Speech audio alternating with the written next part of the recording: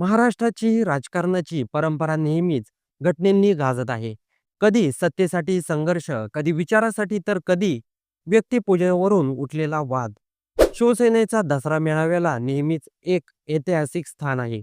कारण हा फक्त मेळावा नसतो, हा असतो ताकदीचा इशारा, समर्थकांचं प्रदर्शन आणि राजकीय भविष्याचा एक संदेश.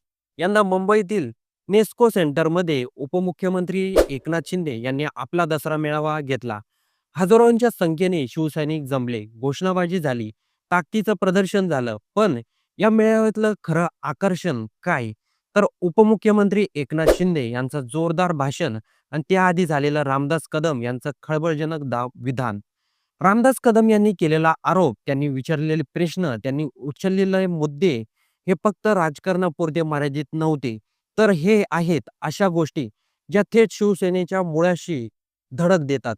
बाळासाहेब ठाकरे यांच्या निधनाशी जोडले जातात आणि उद्धव ठाकरेंच्या प्रश्नाकडे प्रश्नचिन्ह निर्माण करतात. आज आपण या संपूर्ण प्रकरणाची सविस्तर चर्चा करणार आहोत. शिंदे गट आणि उद्धव ठाकरे गटातील दसरा मेळावा, त्यातील टीका टिप्पणी, रामदास कदम यांचं भाषण आणि त्यातून उभे राहिलेले काही प्रश्न, हे सगळं एका ठिकाणी पाहणार आहोत. शिवसेनेचा दसरा मेळावा म्हणजे ताकदीचं दर्शन. वर्षानुवर्ष हा मेळावा शिवाजी पार्कवर भरायचा. तिथे ठाकरेंचं एकच भाषण आणि महाराष्ट्रातल्या राजकारणाची दिशा ठरायची. पण गेल्या काही वर्षात चित्र बदललं. शिवसेना दोन भागात फुटली. एकनाथ शिंदे गट आणि वेगळा झाला आणि त्यांनी खऱ्या शिवसेनेचा वारसा आम्हीच असा दावा केला. दुसरीकडे उद्धव ठाकरे यांनी आम्हीच खरी शिवसेना असं ठासून सांगितलं. यंदा दसरा मेळाव्याला दोन्ही गटांनी आपापले मेळावे घेतले. उद्धव ठाकरेंचा मेळावा वेगळा आणि शिंदे गटाचा मेळावा नेस्को सेंटरमध्ये. दोन्ही ठिकाणी प्रचंड गर्दी होती, घोषणाबाजी होती आणि सत्तेसाठीचा जोरदार संघर्ष होता.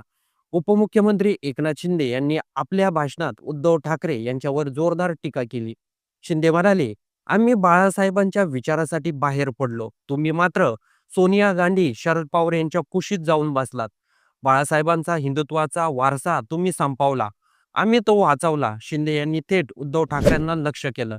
तुम्ही आम्हाला संपवायचा प्रयत्न केला, पण आम्हीच खरी शिवसेना आहोत असा दम त्यांनी दाखवला. या भाषणाला शेकडो घोषणाही प्रतिसाद दिला. नेस्को सेंटरमध्ये मोठ्या घोषणा झाल्या. पण या सगळ्यात खरी चर्चा कोणत्या गोष्टीची झाली, तर रामदास कदम यांच्या विधानाची. उपमुख्यमंत्री एकनाथ शिंदे यांच्या भाषणाआधी शिवसेनेचे माजी मंत्री रामदास कदम यांनी भाषण केलं आणि त्यांच्या भाषणात काही असे दावे झाले ज्यामुळे संपूर्ण राज्यभर चर्चा रंगली.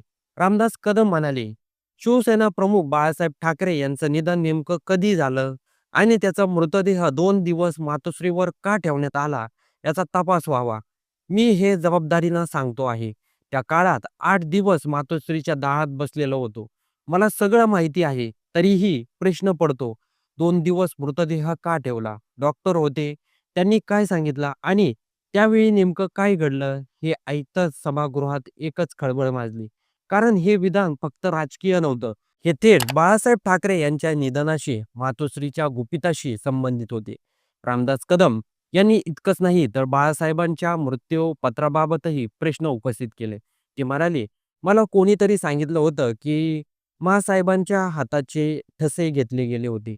मग हे ठसे कशासाठी? मृत्यूपत्र कोणाच्या सहीनं झालं, ते कधी तयार केलं झालं आणि त्या मृत्यूपत्रामागे नेमकं कोण होतं? हे आरोप ऐकून प्रत्येकजण अवाक झाले. कारण हा विषय झाले शिवसेनेच्या वारसाशी, संपत्तीशी, नेतृत्वाशी आणि थेट जोडलेला मुद्दा. म्हणजेच कदम यांनी थेट उद्धव ठाकरे यांच्या नेतृत्वावर प्रश्नचिन्ह निर्माण केलं.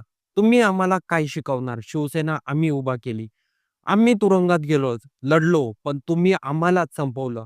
मनोहर जोशी, गजानन कीर्तीकर, दिवाकर राऊत, र रामदास कदम, सगळ्यांना तुम्ही संपवलंत आणि आता एकनाथ शिंदे यांच्या मागे लागलात.